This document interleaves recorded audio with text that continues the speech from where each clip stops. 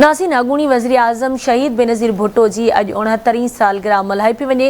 सिंध समेत सॼे मुल्क में केक काटण जूं तक़रीबूं जारी आहिनि।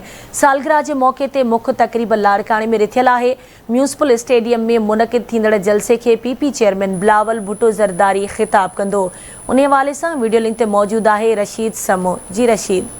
जी बिल्कुल अगोणी वज़ीर आज़म शहीद मोहतरमा बेनज़ीर भुट्टो जी 69 जी सालगिरह है उहा लाड़काने के म्यूनिसिपल स्टेडियम में जो है मल्हाई पी वने। इन वक्त असां मौजूद आहियूं शहीद मोहतरमा बेनज़ीर भुट्टो म्यूनिसिपल स्टेडियम में, जिते जो है पिंडाल तैयार किया वियो आहे। मां पंहिंजे कैमरामैन अल्ताफ़ वलीअ खे चवंदुसि त ॾेखारे त हज़ारनि जी जेकी तादाद में हिते कुर्सियूं लगाई वयूं आहिनि हिन पिंडाल में, ऐं स्टेज पिणु तैयार कई वई आहे।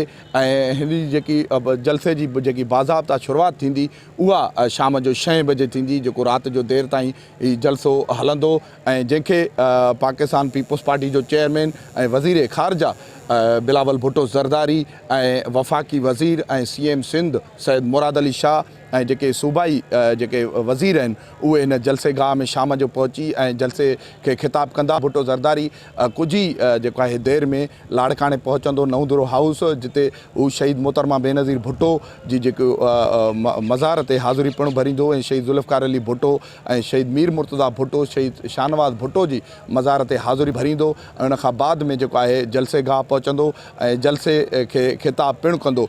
ॻाल्हि कजे सिक्योरिटी जी त सिक्योरिटी लाड़काणे में जो है इंतहाई सख़्तु कई वई आहे ऐं जलसे गाह जे ॿाहिरां वॉक थ्रू गेट लगाया विया आहिनि।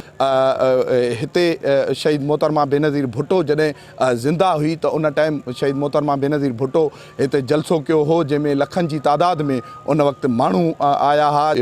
मोहतरमा बेनज़ीर भुट्टो खां पोइ ही बिलावल भुट्टो ज़रदारी हिन वक़्तु जेको आहे जेकी इलेक्शन आहे बल्दियाती उहा हली रही आहे। 26 जून ते इलेक्शन थी रही है, जंहिंमें पीपल्स पार्टी जा जेके आहिनि उहे उम्मीदवारनि भी हिस्सो वरितो आहे। ऐं ही बिलावल भुट्टो ज़रदारी जो जेको आहे अॼु जलसो थी रहियो आहे, जंहिंखे पाण बिलावल भुट्टो ज़रदारी ऐं ॿिया वफ़ाक़ी वज़ीर ऐं सूबाई वज़ीर ख़िताब पिणु कंदा।